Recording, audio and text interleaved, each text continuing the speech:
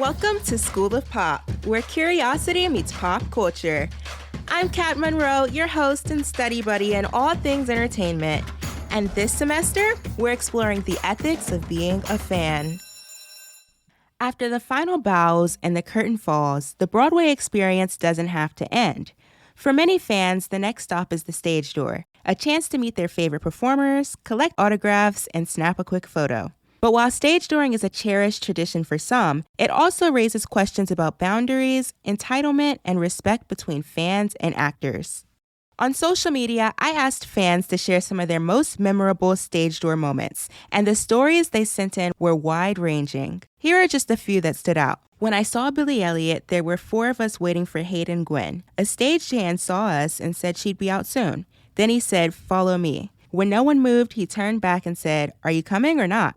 He brought us onto the Imperial stage, let us take a picture, and brought us back out, where Hayden came out a few minutes later. I remember how raked the stage was, which would add difficulty to the dances. That's so cool.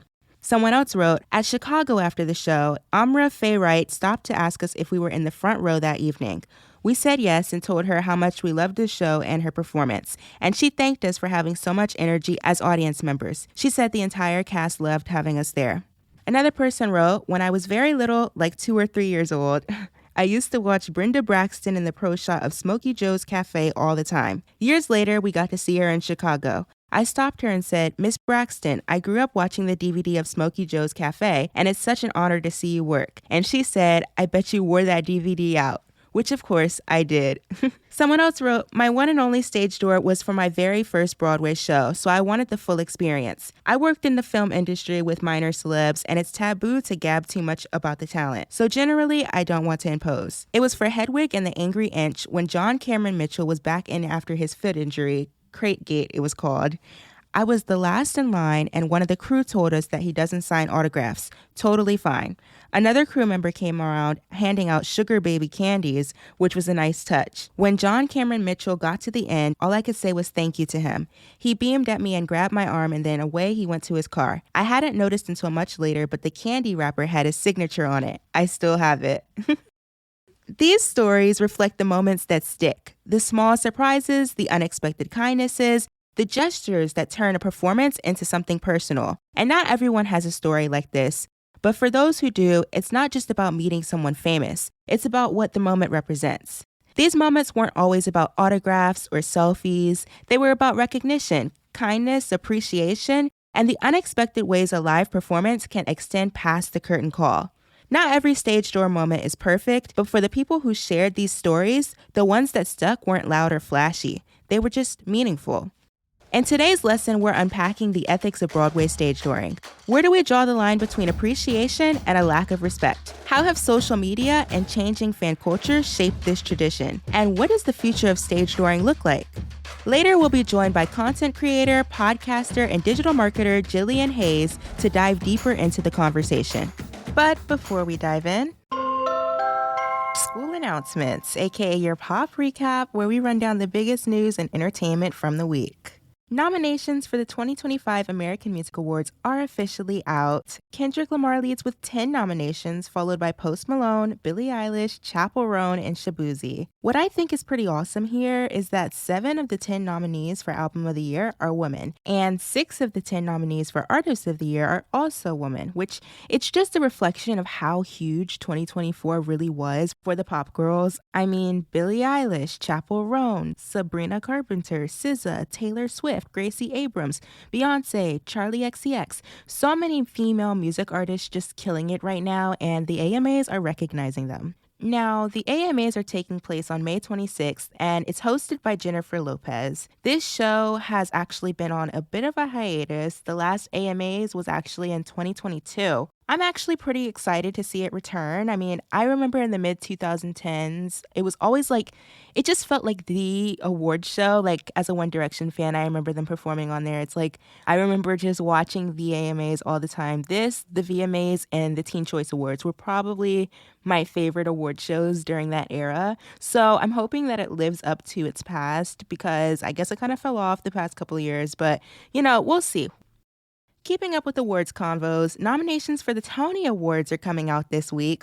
Sarah Paulson and Wendell Pierce will make the announcements on Thursday and a live stream on YouTube beginning at 9 a.m., so do not forget to tune in. As a reminder, the Tonys this year are hosted by Cynthia Erivo, which is so exciting, and they're going to be taking place on Sunday, June 8th at Radio City Music Hall. We also have to discuss Lorde's new single, and I will be doing that in our show and tell segment at the end of this episode. But I have to say, it is absolutely on repeat. It's so good.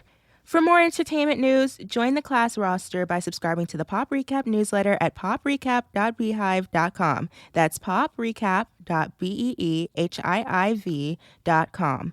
New editions release on the final Sunday of each month. We just released the first edition of the revamped newsletter, the April edition, on Sunday, but you can actually check that out at poprecap.beehive.com. You can look at it and you can subscribe so you can get the next ones to your inbox. So go ahead and do that right now.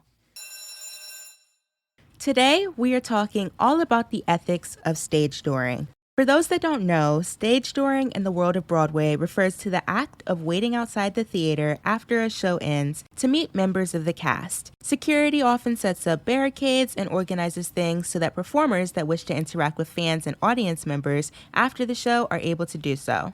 Typically, fans at the stage door are looking to get their playbills signed as souvenirs, which playbills are the program books that you get for free when you attend a show. But others at a stage door, they may take photos or simply engage in a conversation. So what's the deal with stage dooring and why is it in our fandom ethics semester? While some people see it as a special way for fans to connect with performers, others argue it's outdated, invasive, or even unsafe. To set the stage for this conversation, I wanted to do a look into the history of stage dooring, and surprisingly, there's not a ton of documentation on when exactly this practice became common. What I did come across, though, is the term stage door Johnny, which Merriam-Webster Dictionary defines as a man who frequents a theater for the purpose of courting an actress or chorus girl. A fun fact is that there was a very popular racing horse that won multiple competitions and was named the U.S. champion 3-year-old colt for the year of 1968. And his name was Stage Door Johnny. So with that being said, I guess the assumption can be made that this term was circulating as early as the mid-1960s. Early stage dooring seems to have been much more casual, often reserved for the biggest stars rather than something every actor in a production may participate in. If you look at old footage, you'll find clips of performers leaving the theater and interacting with fans in a way that feels much more low-key than today. For example, there's a clip from 1984 of Bernadette Peters leaving Sunday in the Park with George, where she casually walks out. It's pretty calm. She just walks right out. There's people there waiting, and they have their little camcorders up, and she waves hello to them, and that's it. There's no real security or barricades put up. But by the late 1990s and early 2000s, Broadway fandom was evolving. Shows like Rent had a huge dedicated following, with fans camping out for rush tickets and becoming deeply invested in the theater community. Around this time, the kind of stage dooring we recognize today, with organized barricades and large crowds, became much more common. Now, there's a debate about whether stage dooring has actually gotten worse or if social media just amplifies the most extreme experiences. Some say Broadway stage door culture changed after the pandemic as new audiences entered the scene, while others blame social media for fostering a sense of entitlement. It's kind of similar to what we discussed last week with concert etiquette and the question of whether things are getting worse or simply getting more visible. If you dig into past examples, stage door chaos isn't exactly new. There are plenty of pre-pandemic clips showing hectic crowd behavior, like at Waitress in 2019, Hamilton in 2016, and How to Succeed in Business in 2012 when Nick Jonas, Darren Criss, and Daniel Radcliffe all had their runs. There's footage of fans screaming, pushing, shoving cameras in actors' faces. So while there is somewhat historic footage of crazy stage door crowds, I do think we are starting to see instances of this at more shows in general now. And a little bit later, we will be exploring the patterns behind that. Many Broadway performers have stopped stage dooring altogether, citing safety concerns or bad experiences. While starring in Hadestown, Jordan Fisher openly shared why he no longer would participate in stage dooring, citing concerns about a hostile environment and a lack of true connection. Alex Brightman, previously in Beetlejuice and School of Rock, is another notable actor who has spoken his decision to no longer participate in the tradition. Some performers, like Ethan Slater, who was in the SpongeBob SquarePants musical, but as many of you all who may not be theater fans now know him as Bach in Wicked, he dealt with some serious security threats. Ethan Slater had a stalker who reportedly followed his car home after Stagedooring, and unfortunately, that's not a situation unique to just him. While safety concerns are prevalent, those are not the only potential issues with Stagedooring. Performing on Broadway is kind of like a sport. It takes a ton of energy, both physically and emotionally. Meeting fans at the stage door also means interacting with dozens of people who may be carrying an illness, and many of those actors, they can't afford to get sick. Obviously, when Broadway went dark due to the pandemic, Stagedooring halted, and it was actually a while after the shows returned before they started allowing Stagedooring to happen once again. Plus, Stagedooring itself can also be extremely tiring and draining for performers after they've just put on the very performances that fans admire enough to want to interact with them over. So with that in mind, Stagedooring can also simply be a push for performers who need to keep their energy up in order to inspire more audiences. Stagedooring is a privilege, not a right, and performers are by no means required to continue to perform or interact when they've left the stage. While some continue to do so, others, as we've seen, for plenty of good reasons, have decided to step back from Stagedooring. But even when actors choose not to stage door, they often face backlash from fans. Ben Platt, notably from Dear Evan Hansen, and Joe Locke from Sweeney Todd are among the many that have posted about receiving negative or hateful comments for opting not to stage door. While some actors avoid Stagedooring for personal or security reasons, I don't want to ignore the fact that some actors do genuinely enjoy it. For example, Helen Shin, currently starring in Maybe Happy Ending on Broadway, has spoken about how meaningful it is to see more Asian fans at the stage door. She even shared that when she was younger, she stage-doored herself, waiting to meet the very first Asian Billy Elliot, and she talked about how she felt inspired by that moment. Other performers also face mixed experiences while interacting with fans. I'm sure many theater fans remember what happened with Lea Salona, who made headlines when a group of people snuck past security and into her dressing room at Here Lies Love. They were expecting a meet and greet that they were not entitled to. Afterwards, Salona spoke about the importance of respecting performers' boundaries, emphasizing that paying for a ticket does not grant all access. But interestingly enough, in that same statement, she took the moment to instead praise the fans at the stage door. She said, "I gotta say, the folks at the stage door have been so incredibly kind, which only makes us, well me, enthusiastic to say hello and spend the time to talk to them." Samantha Pauly, notably from Six and The Great Gatsby on Broadway, is another performer who recently shared her mix of feelings about the stage door. In an Instagram post, she talked about how an entitled man yelled at her at the stage door recently, getting her to sign his playbill. He stated that it was what he paid for. But Samantha Pauly, she set the record straight and responded to his actions, clarifying that, of course, no one pays for a stage door interaction, they pay for the show. She shared in the video that she does enjoy stage dooring, but that moments where people are rude and entitled ruin it for everyone. It's interesting to see the range of opinions that Broadway performers have on stage dooring, and it's to each their own right to decide whether they like it and want to participate in it or not. Similarly, I think fans have differing opinions on the tradition now. Some fans love stage dooring and others say they don't get why people do it. So I guess what's really important here is to look at what can be harmful about stage dooring and to think about ways that fans can share their appreciation without crossing any lines. I'll start this conversation by talking about my own journey with stage dooring. Personally, I didn't even experience Broadway stage dooring until rather recently. My first show that I actually saw on Broadway wasn't until 2021, and at that point, stage dooring was not happening. It was shut down due to COVID. But since then, I have had my own few stage dooring experiences. It's actually funny. Me and my friends stumbled upon our first stage dooring experience because we were just being cheap and doing a wait and save on our Uber. So we hung around the theater and saw it happening, and we very quickly learned it was basically Broadway tradition. So I have stage doored a bit, but it's kind of funny because before I even stage doored from the fan perspective, I guess in the lowest tier way possible, I stage doored as a performer in high school. and I didn't realize what it was, but I guess in a sense, after our shows, we would always go out into the auditorium hallway, and friends and family, but also complete strangers, would come up to me and congratulate me and tell us all how much they loved the show. We'd perform special shows for kids in elementary schools and senior citizens, and they were always the sweetest. And it's funny because I never really made that connection looking back, but stage touring, in a sense, is kind of a tradition in so many places, not even just on Broadway. With that being said, I understand the appeal, the excitement, and the connection that it can create. At the same time, I can also see how stage touring can go wrong when fans overstep boundaries. I also don't enjoy the chaos, so I do feel like my stage touring era was very short term. I haven't stage toured in a while, probably since I was in college, really.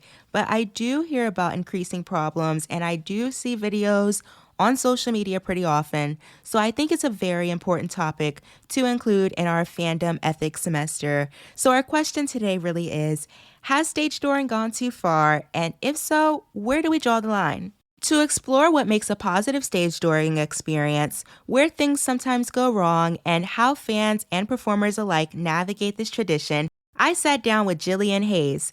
She's a content creator, podcaster, and digital marketer who thrives on all things comfort media. Whether it's film, TV, theater, or books, if it makes her happy, she's yapping about it. Through approachable content and fun conversations, Jillian brings her passion for fandoms to life. She has been a champion of fangirl culture her entire life and has recently been bringing discussions of maintaining boundaries in parasocial relationships and fandoms to the table. Thank you so much for joining today. Hi, thank you for having me. I wanted to start by chatting about your history with stage touring. What has been your experience, and is it something that you do or have done often?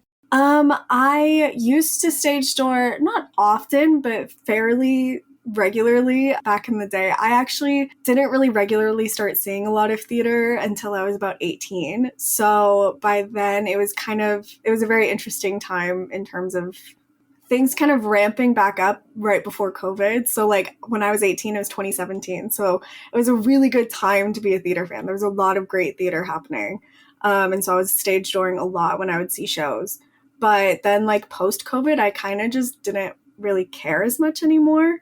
A lot of reasons why though, I guess. But I used to love doing it just because I think that the community of it was great, and I love talking to people, and I'm a very extroverted person, so I love communicating with new people and meeting new people. But I think that now I don't as much just because I am older. I'm 26 now. I feel like it's a little bit out of what I like to do, and I kind of like to just go out for drinks right after a show with my friends. Yeah, I don't know. I think I also just see actors differently, and I think that has a lot to do with it.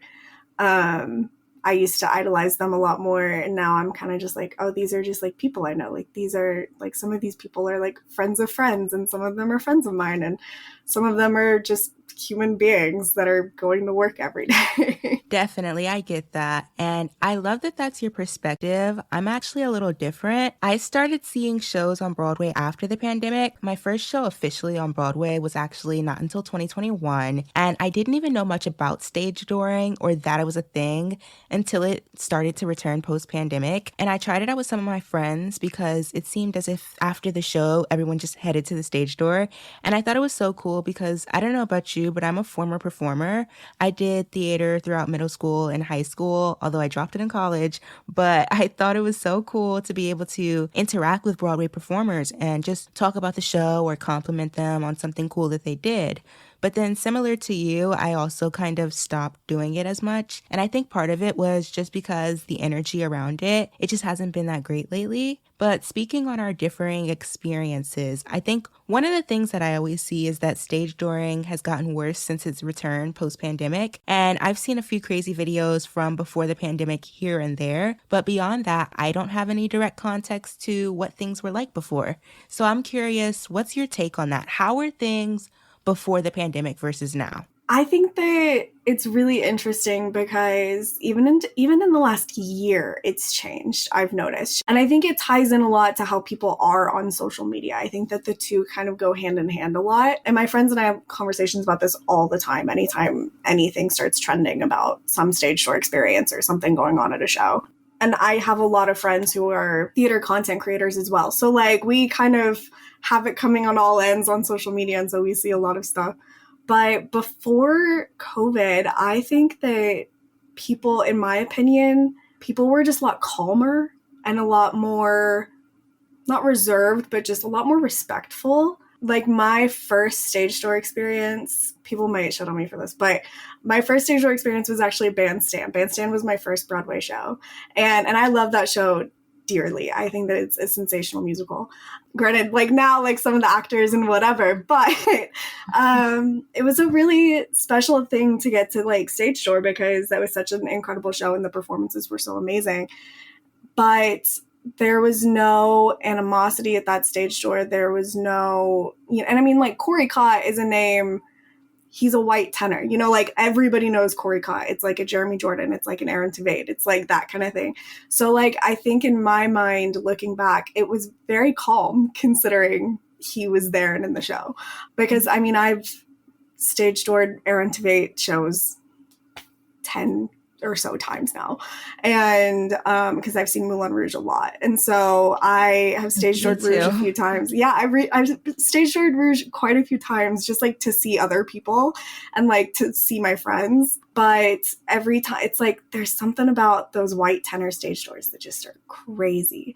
But like pre-COVID, I don't think it was nearly as bad as it is now, just in terms of energy. I think that people were a lot calmer and people were a lot more respectful. Whereas like now, I mean, the few times I have in the last couple of years, I mean, I've been like pushed backwards so that like people can get ahead of me. I've been, like things like that. And I just think it's so unnecessary. It is so wildly unnecessary. And on top of that, it's just there's people bickering and like talking about the show and like just saying things that I can't fathom saying outside of the theater about a show. Like if there's an understudy on or something and they'll just talk about how disappointed they were that there was an understudy. And I'm like, guys, the people, they're right here. They are standing right in front of you. They're taking the time out of their evening to come and sign your playbill and talk to you. Be respectful of that. But like, I just think that people now, and it has, again, like I said, it has a lot to do with the way that like stan culture is on social media.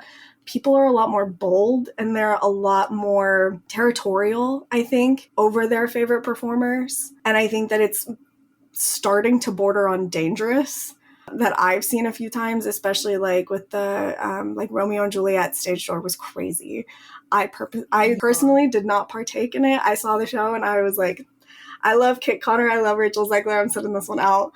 I just think that the lengths that people go to are getting to an extreme. I love that you brought up social media. I think that definitely is contributing to some of these shifts, but I also feel like there's specific trends, like those certain types of shows where it's just like, they're going to attract those crazy stage door crowds, like shows with stars from Hollywood, TV or movie actors especially. And with those, I feel like it's not just stage dooring problems. There's also theater etiquette as a whole that essentially goes out the door.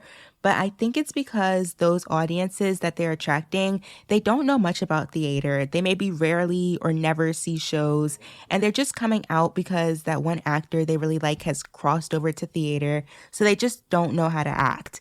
And with those crowds, I feel like there's graphers. Like with Merrily We Roll Along, I remember seeing there were so many people trying to get Daniel Radcliffe to sign stuff from like Harry Potter. And then there's just also random tourists walking on the street because these theaters are so close to Times Square and stuff. And they're just walking down the street like, OMG, a celebrity, like I'm in New York City and I'm seeing all these celebs in the street. So now they're like stopping at the stage door. So all of that combined together with the average theater goer trying to stage door and then the people there just for social media content or attention, there's just a really massive clash and it can get pretty crazy. I mean, what do you think? Are there any other trends that you've heard of or certain types of stage doors that you think are a little bit crazier?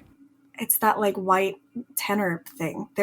You get like a cute white guy in a show, and that becomes like the stage door show. So like Outsiders, those fans are passionate, to say the least. I have never seen anything like it. Like The Outsiders is like the new Newsies and Next to Normal. Like The Outsiders is crazy. And I mean, it's a great show. It's a sensational show. I love it. One of my best friends works on the show. I am very proud of the work that they're doing on that show. It's just like the fans go hard. And there was one night I was trying to like meet up with my friend to go and get a drink with her after my mom and I saw the show. And I was walking my mom back like down the sidewalk a bit before I went back up to meet with her.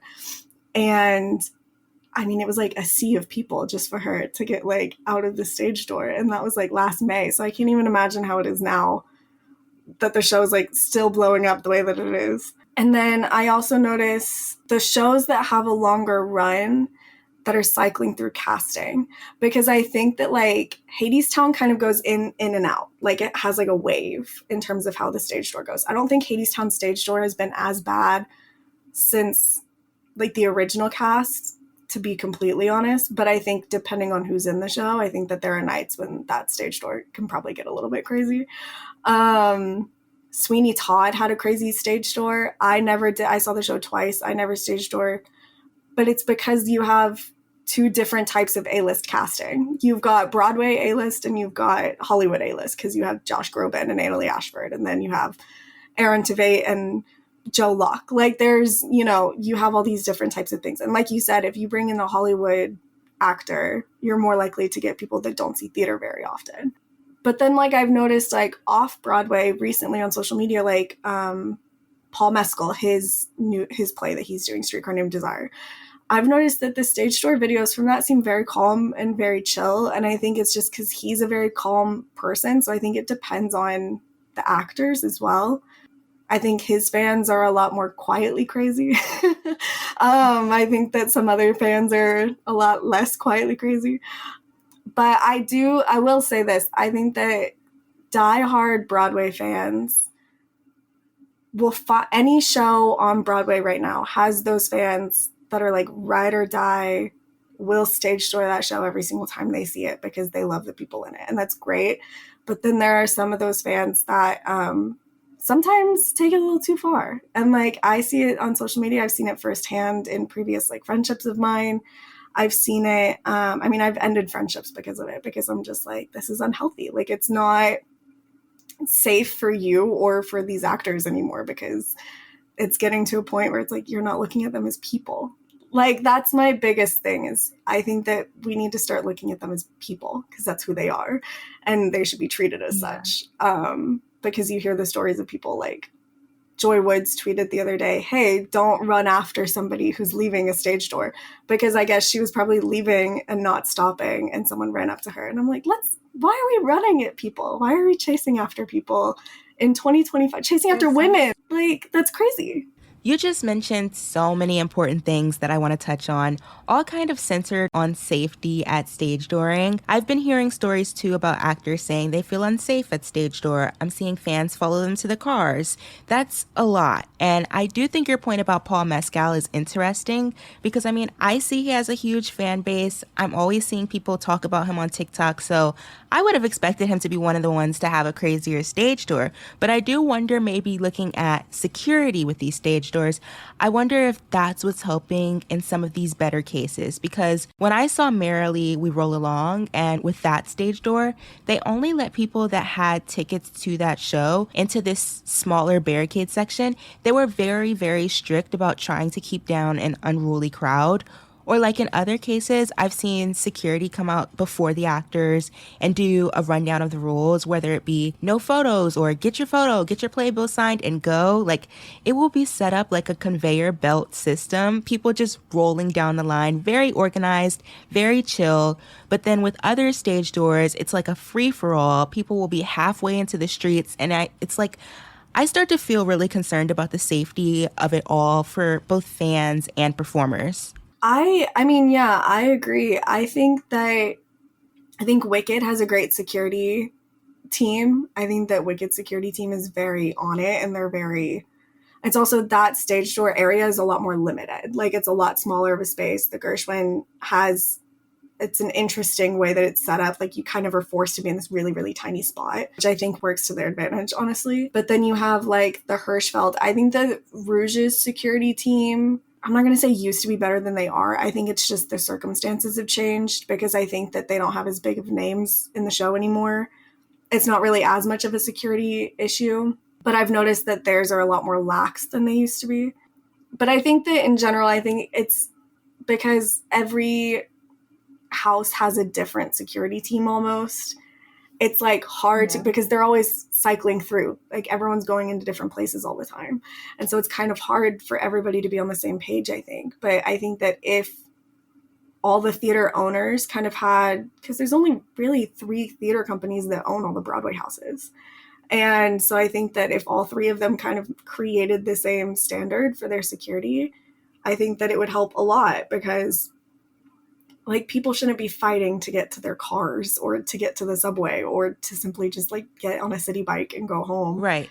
Because people are trying to follow them. Like, that's almost like bare minimum fixing security. You just reminded me of a silly story from one time I saw Moulin Rouge. I took my mom and we drove up, and we always try to find street parking because on Sundays it's completely free.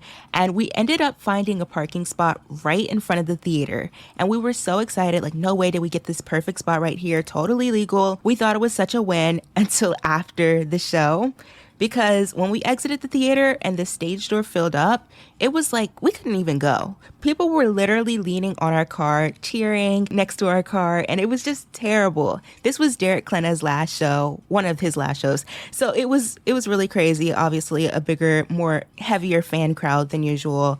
And I agree. I wonder if moving forward, safety will continue to be prioritized heavily. If Stagedooring is going to continue in this way, I think that is a very important move to make. Yeah, I agree. Going back to your point on social media, one thing I'm seeing more often now is actors posting to their Instagram story with a message like, sorry guys, I'm not able to come to the stage door tonight. And I get why they do that, because maybe they know people are going to be waiting and they don't want people to like waste their time.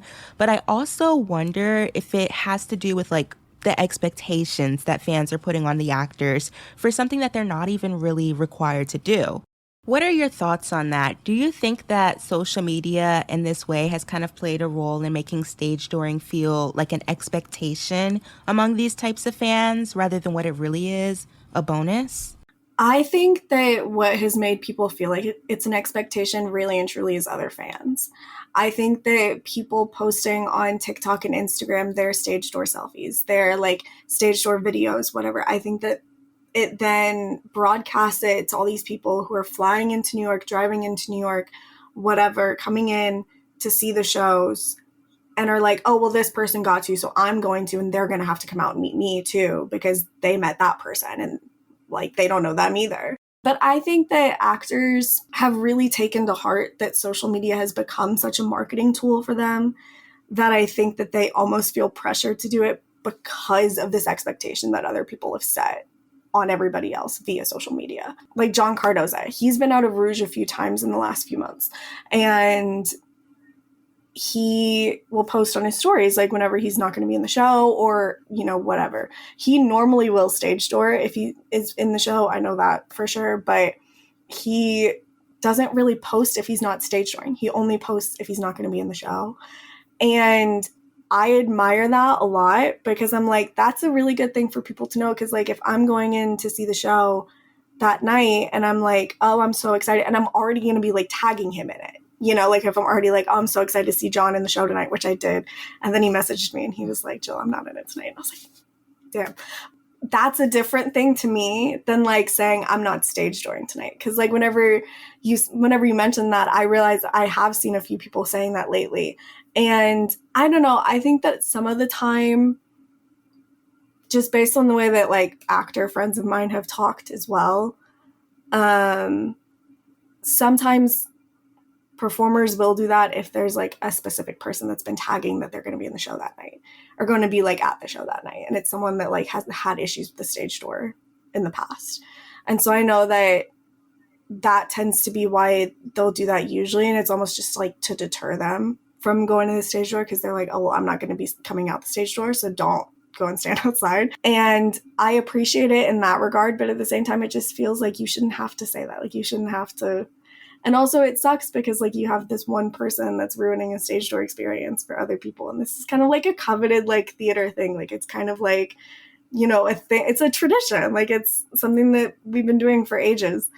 It just sucks. But at the same time, I think that actors kind of just see it as a way to put their own safety first and make themselves feel more secure, because if something were to happen and someone were to come up to them, like if they're leaving the stage door after posting that and someone were to come up to them and like harass them or something, they're like, okay, well, I posted. Like, it almost like covers their ass a little bit, you know, which again, sucks that they even have to do that. But we're living in crazy times. People kind of do whatever they want anymore. Yeah, I definitely think it's interesting, especially when you were talking about just other people on social media. I definitely see it all the time, especially in Broadway forums, on Reddit and stuff, where they'll post up like, is this person going to be staged during the show? And people will comment like, yeah, they have been. So then if that person goes to the show and the person they were asking about doesn't stage door that night, then they're like upset or mad about it because they expected it. And that really sucks. But I love the distinction that you made about calling out of the show and putting it on social media to let people know they're not going to be in the show. Because if you're going to go to Broadway expecting anything, it should be the show. Like, ultimately, you do pay for that. And yeah, you will still get it, even if it's with alternates.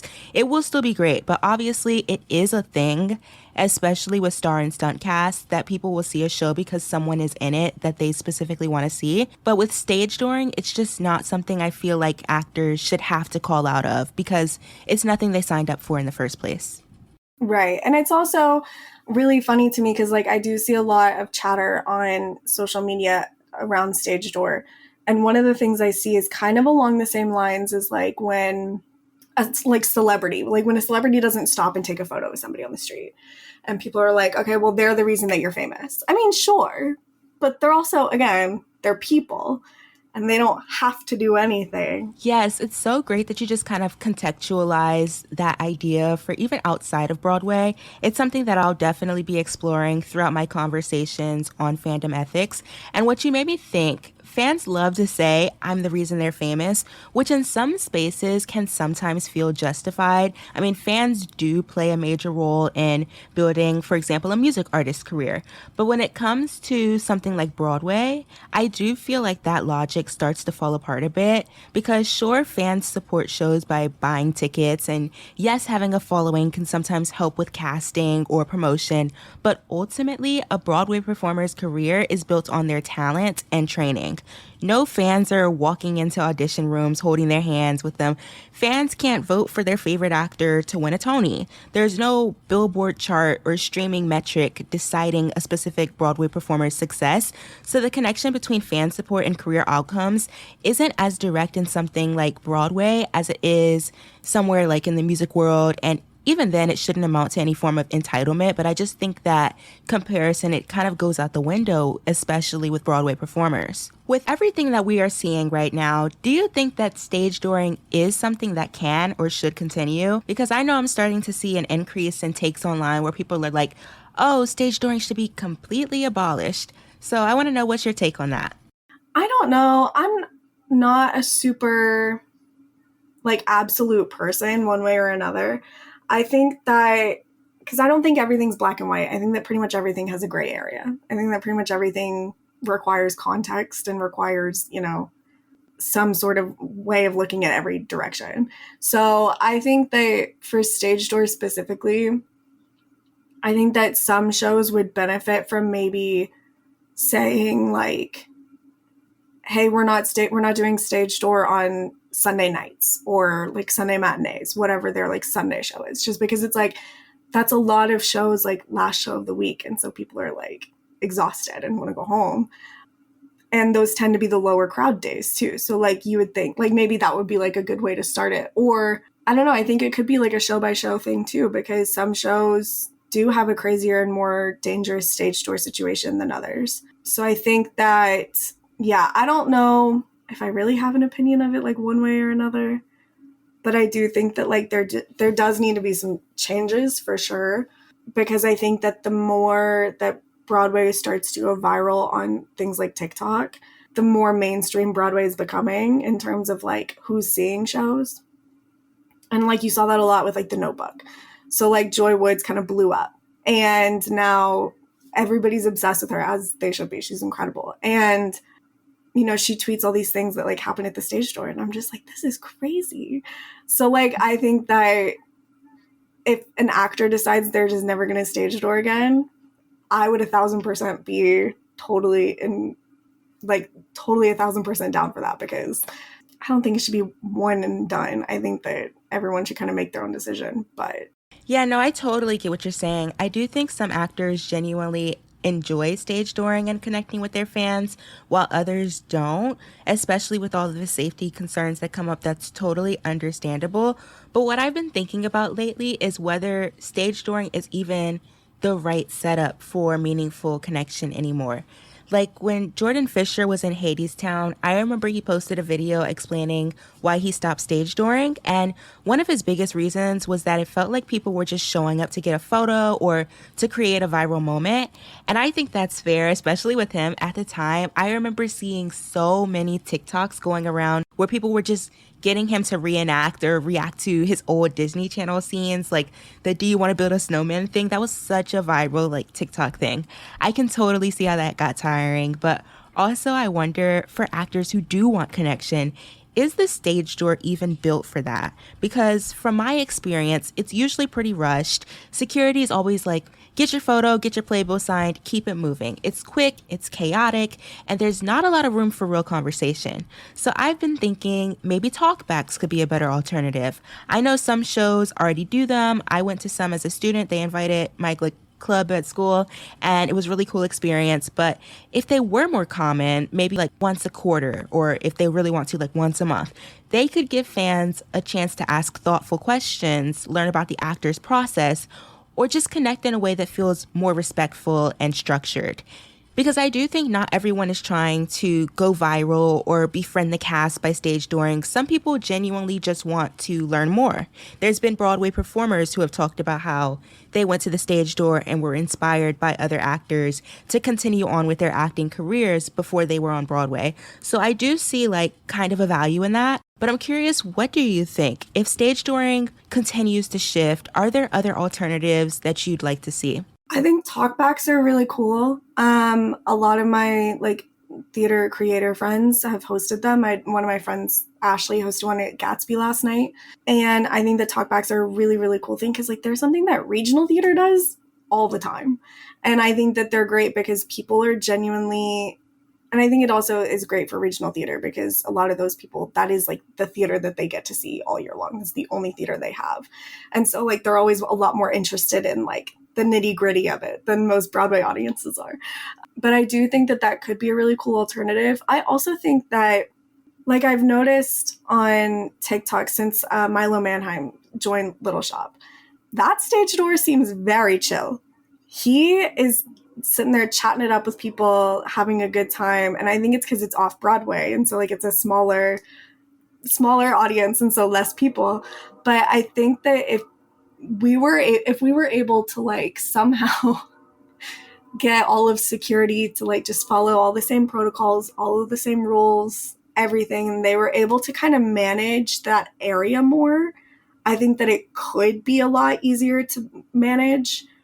But I also think another good alternative would be, because like I know during like Red Bucket season, they always are doing things with like meet and greets with the cast and whatever. I think that if there was a way to do that kind of like year round, and like not necessarily have to pay for it, but like some sort of a something that like maybe along the same lines as like the talkback, like if whenever you walk into the theater for the show, like that performance, there's like a QR code or something like in the playbill, and like the first 100 people that scan it get to like be in the theater for like a talkback.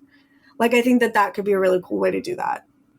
The social media for these shows has been so incredible recently, and I think that the social media for a lot of the shows could really capitalize on people wanting attention from those performers and wanting that connection from those performers.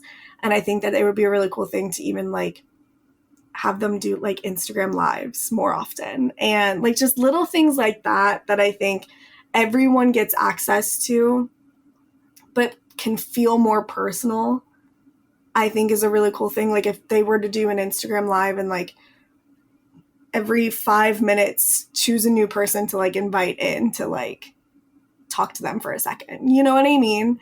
I think using social media to like boost it more and whatever, I think that also could be really helpful. But I also like, I'm social media manager, so like my brain constantly goes to that. But like, I don't know. I think that there are a lot of ways that we could probably make it a lot safer. And I think the main way to make it safer is for society and the majority of people going to see the shows to get on board with making it safer and making it a lot more relaxed and less aggressive. Yeah, I definitely agree. Now we're going to play our game called Pop Quiz, where I state a fan behavior related to the stage door, and then we're going to decide if that behavior gets a pass or if it's a fail. Okay, pass or fail. Bringing a large gift or food item to a cast member. I'm going to say fail. I used to think that was really cute, and then I realized it was a really bad idea because like they likely can't eat it. Definitely not. And you don't know if they're allergic to something. Right. I just feel like it's all around a bad idea. Right. Pass or fail, leaving the show early to get to the front of the barricade. Fail. Absolutely not. That is so wildly disrespectful. I hate that. Exactly. It's so wrong. Pass or fail, briefly complimenting an actor on their performance. Pass. My dad is a master at that. It's fine. Just a quick conversation. Just say you love the show. Nothing weird. No trauma dumping. Just compliment and move on. And no trauma dumping. Heavy on the no trauma dumping. Just say hello, love you, love the performance, and get out of it. There's no need for a spiel. Next one. Pushing your way up to the front of the barricade. Pass or fail? Fail. Yes, exactly. Be respectful of everybody's space. Pass or fail, asking an actor for an autograph on something that's unrelated to the show. I think that, like, realistically, this would be okay, depending on what it is, you know? Yeah. If it's, like, you're genuinely, like, if, like, a genuine person who grew up, like, you were talking about Marilee, if someone who, like, grew up with Daniel Radcliffe asked him to sign something, like, Harry Potter theme, sure. But, like, if it's very obviously someone who's just, like, selling something, then no. So, like, I guess, like, you'd kind of have to be able to differentiate the two. But, like, I mean, I asked Aaron Tveit to sign a photo of him as Angel Ross for a friend of mine once. So, like, you know, like, it is what it is. I think it could be okay depending on the circumstance. Yeah, I think this one depends. My thing was, like, depending on whether an actor has said that they don't want any of that kind of stuff brought to the stage door, then definitely respect that. But other than that, I mean, as long as it's, like, not something super crazy or big, I think it's okay. Yeah, that's also true. Last one, pass or fail, DMing an actor on Instagram and asking why they didn't stage door. Fail. Listen, DM whoever you want, okay? I'm really big on DMing everybody. I will DM literally anybody all the time. That's how I'm friends with the majority of the people I'm friends with. But to harass somebody, no. Absolutely not. Yeah. To DM them and be like, man, missed you at the stage door. Your performance was great. Send. And then that's that. Great. But yeah, no. Yeah, I said fail. I mean, they're not obligated to come out and they don't owe you an explanation. Thanks so much for playing Pass or Fail. Our final question, what's your biggest piece of advice for somebody that's planning to stage door for the very first time? Relax. Like, just zen out for a minute. Because, like, when it starts, it's quick. Like, everything moves very fast. Those actors move fast because they're trying to get out of there. So, like, be very calm, because I think the first time I did, I was shaking. Also, I mean, have your playbill ready. Like, have it facing the way you want them to sign it. Have it ready.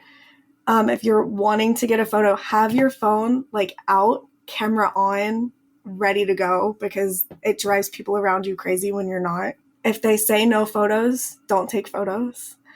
And try not to worry about recording everything and just kind of like live in the moment, because I've started doing that a lot more recently, which is like crazy for someone who creates so much content. But like, I've gotten a lot better about like not recording everything all the time, because I think that it's nicer to just like experience it these days. which is a blessing and a curse. It's bad when you create content on the internet, but it's really nice when you're like experiencing things in the moment. Yeah, I think that just like prepare yourself as much as possible, like physically speaking, like with all of your things and whatever. And also just like be very cautious of everyone around you and be very aware of your surroundings, because all those theaters are very close to Times Square. Some of them are right in Times Square, and it's scary out there, especially at night. And if you're younger, it's very scary. And I'm not gonna sit here and be like, don't be scared of everything. Be scared of everything, because these days you should be scared of everything.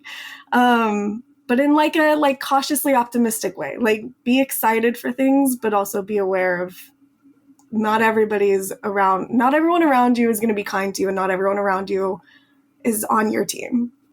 And that's also a really good thing about another good piece of advice for stage doors. Not everybody's on your team. Not everyone wants you to get an autograph because they want to get an autograph. So just be gracious to people, and they'll be gracious to you, hopefully. But yeah, so I think being aware of yourself and your surroundings is probably the gist of that. But that's great advice. Thank you so much for joining. Before you go, where can listeners find more of your content? Yeah, thank you so much for having me. You can find me on Instagram and TikTok at It's Jillian Hayes, and my podcast is at Jillian's Reprise Podcast, also on both platforms. And yeah, my podcast is just all things movie, television, theater, books, all things. It's a lot of like rom-com talk, so if you like that kind of thing, I talk a lot about lovey things and romance and all of that good stuff, and just like comfort media. But yeah, thank you so much for having me. This is fun.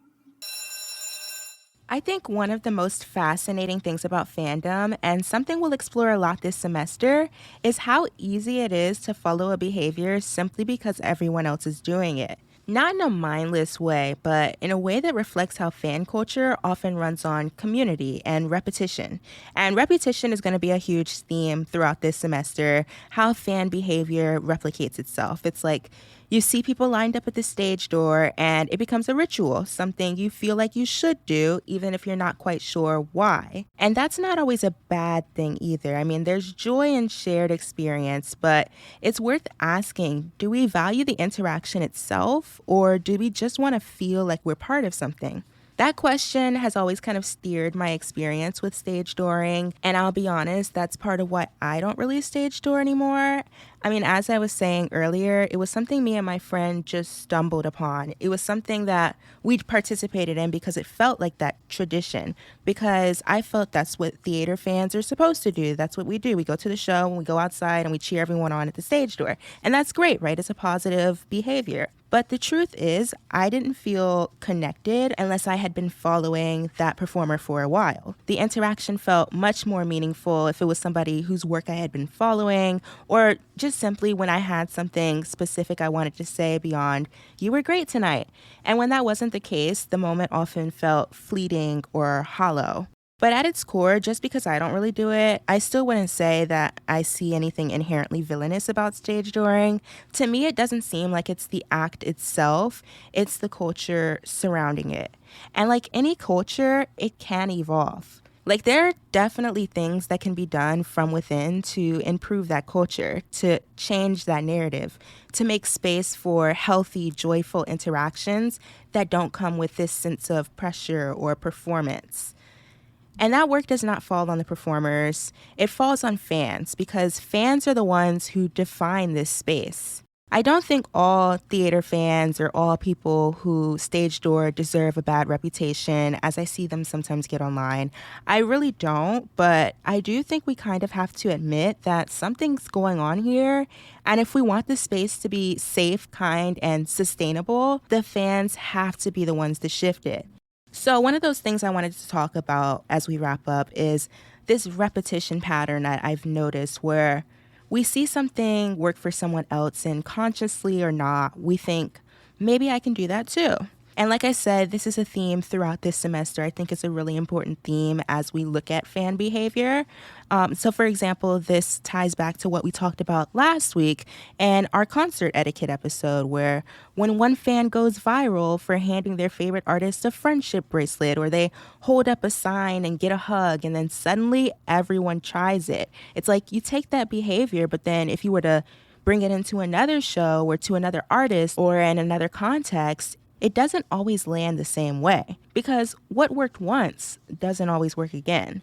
What one person appreciated or wanted to do, someone else won't. But repetition makes people believe that it might. And I think this is part of what fuels entitlement as well in fan spaces, but we have a whole another episode on that. But there's this idea that I want to talk to as it relates to Stagedooring, where the more that you show up, the closer you'll get, not just to the performance, but to the performers. And this is something I've watched unfold in real time. There was one show, for example, that I went to a few times when I was in college. And within that fandom, there was someone who saw the show more than 150 times. And they ended up actually becoming close with cast members and getting backstage tours. And then I watched another fan do the exact same thing with the same show. And not long after that, the second fan was getting backstage tours and hanging out too. It was like the same behavior, same result. And the reason I know this is because this specific show, they would always repost people whenever they like tag them on Instagram at the show. And so people would like count off how many times they've seen the show in their post.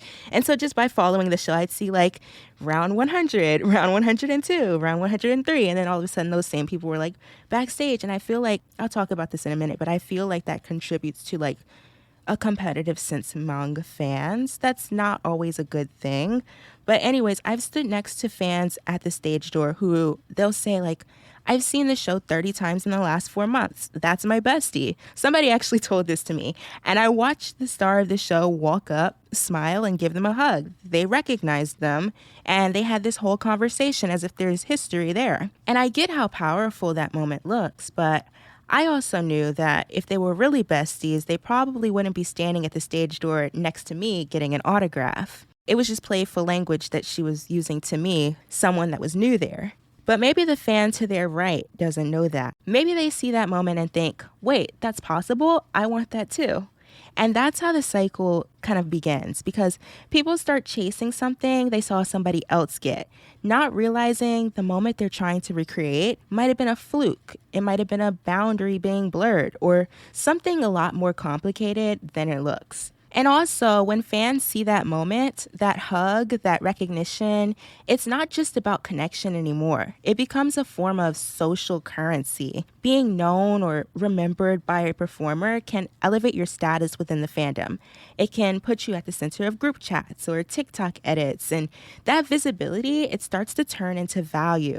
And once there's a perceived hierarchy, sometimes it's not about the show anymore. It's about being seen, about being someone in the fandom. And we're going to talk more about that later this semester, competitiveness, status, and hierarchies within fandoms, because it is a real thing and it is something that is seen and studied. I had a really great conversation with a psychologist on this exact thing, and I can't wait to share that. But this moment here at the stage door, it's often where we see those dynamics in play. People are vying for attention from a certain performer, vying to be recognized or remembered. Like I said earlier, counting off how many times they've gone to see a certain show or how many times they've met an actor and making it a part of their identity online. And I'm not saying that's always a bad thing, but I am saying that that could be influencing a lot of this bad behavior that we are seeing.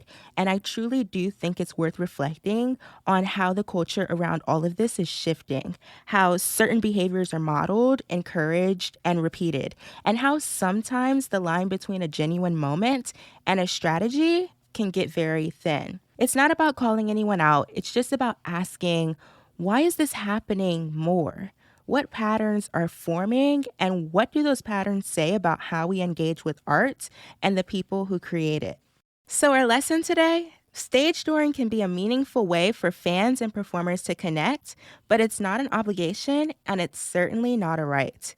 It exists in a gray area. It's neither inherently good nor bad, but shaped by the behaviors and boundaries of those involved. At its best, stagedooring fosters moments of inspiration, gratitude, and genuine appreciation, like the stories we heard in our introduction. But at its worst, it can create an unsafe environment for both performers and fans and put unnecessary pressure on actors who are simply trying to go home. Like many aspects of fandom, it's all about mutual respect. Respect for the performers, for fellow fans, and for the reality that theater at its core is about the art first, not the access. Treat actors fairly, not like your besties. Compliment their work. Maybe ask a question about the show. Share how the show moved you, but don't trauma dump or be pushy. It's very simple to be respectful at a stage door. So if you find yourself waiting around, be kind, be respectful, and understand that every performer has their own comfort level. Enjoy the moments you get and don't be mad about the ones you don't. I also want to encourage simply engaging in the fan community around you. There's nothing harmful about that. If you do choose to stage door, chat with the people around you about what you loved about the show, and you may make a friend in the process. A huge thank you again to Jillian Hayes for joining us to chat about all things stage dooring. And this week's discussion board, I want to hear from you. Do you stage door? What do you think the future of stage dooring should look like? Share your thoughts on Instagram at School of Pop HQ or on Substack at schoolofpop.substack.com. Before we wrap up today's lesson, I want to take a moment for some extra credit because Broadway isn't the only place where fans wait for performers after a show. Similar interactions happen in music, television, and even sports, but the ethics and expectations can look a little different depending on the space. Take Saturday Night Live, for example. It actually has its own kind of stage door culture that's been a tradition for many, many years. Fans, especially those who wait in the standby line, often gather outside 30 Rock hoping to meet cast members after a show. And comparing it to Broadway, one thing that's different is that there are multiple exits, so when a performer comes out the fan-facing way, it's usually a deliberate choice to engage. That doesn't mean that everyone stops or owes anyone anything, but it's a space where interaction is possible and commonly welcomed by cast members. Then there's the music industry, where some fans wait outside tour buses after a concert for a chance to meet their favorite artist. Personally, I've always found this to be a bit of a gray area. Unlike Broadway, there's no built-in tradition for post-show interactions in the concert world, and most artists don't acknowledge fans who wait by their buses. I call it a gray area though because every once in a while you do see artists, like I'm thinking of Benson Boone most recently for example, they'll encourage fans to stick around out after the show for an impromptu meet and greet or acoustic performance.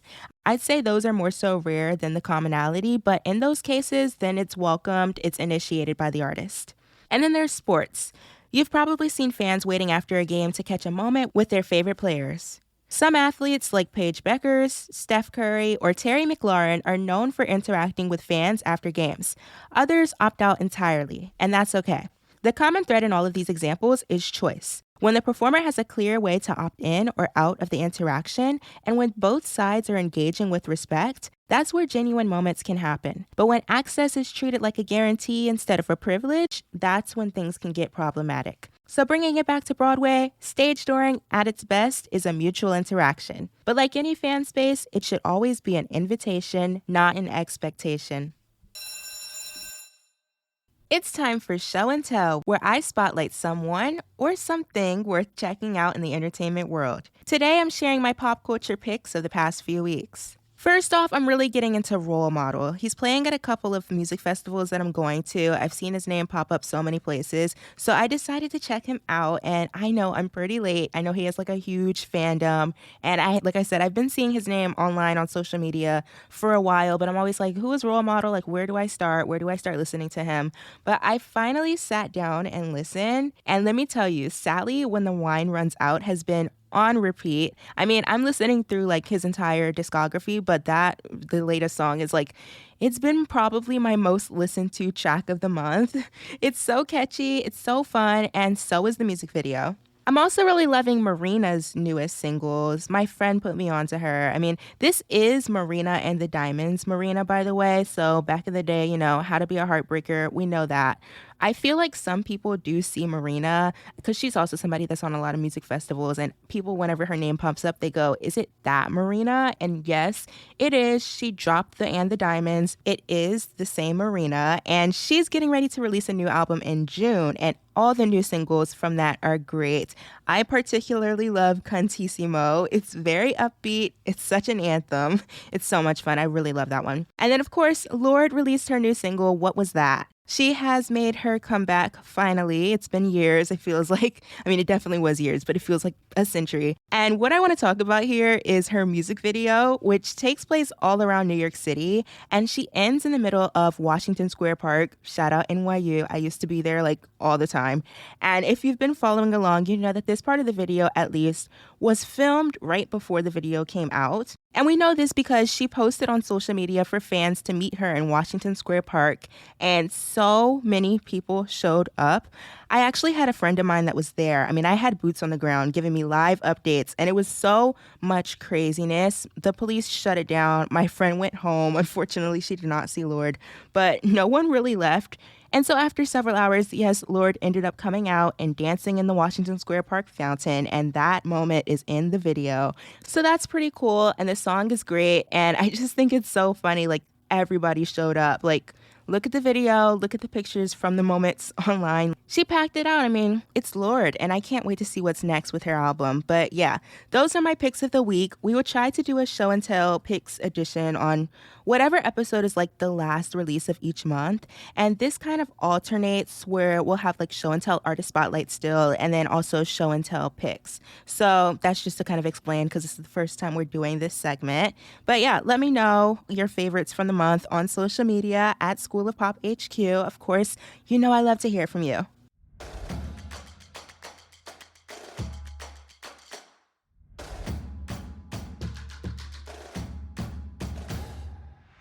Thanks for attending class at the School of Pop. If you enjoyed this session, please complete a course evaluation by leaving a 5-star review and share the show with a friend for extra credit. Make sure you're subscribed to School of Pop on Substack so you can get your class notes and review what we discussed today, including your homework, aka the list of references and recommendations I gave throughout this episode. That's at schoolofpop.substack.com. You can also show your school spirit by following along on Instagram at School of Pop HQ. For more pop culture fun, follow at FanFave Media, the home of School of Pop, the Pop Recap newsletter, and so much more. See you in class next week. This has been a FanFave Media production.